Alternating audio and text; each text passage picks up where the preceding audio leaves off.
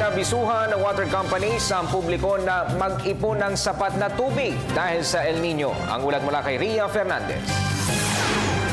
Opisyal ng tag-ulan sa bansa. Ito'y isang abnormal na kondisyon ng panahon kung saan nararanasan ng matinding tagtuyot. Ayon sa mga eksperto, tatagal ito hanggang Mayo ng susunod na taon.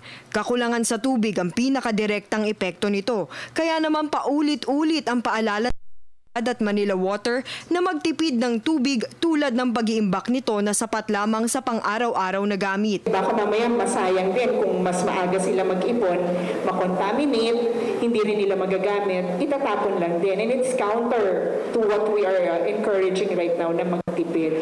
Batay sa isang pag-aaral, sinabi ni Engineer Rolando Padua, Operations Head ng Maynilad, na 0.5 cubic meters o kalahating drum ng tubig kada araw ang kinakailangan ng bawat pamilyang may 7 miyembro para masustentuhan ang mga pangangailangan sa likas yaman at makaraos sa panahon ng tagtuyot. Ang mga kumpanya ng tubig nag-iipon din habang tulog ang mga tao.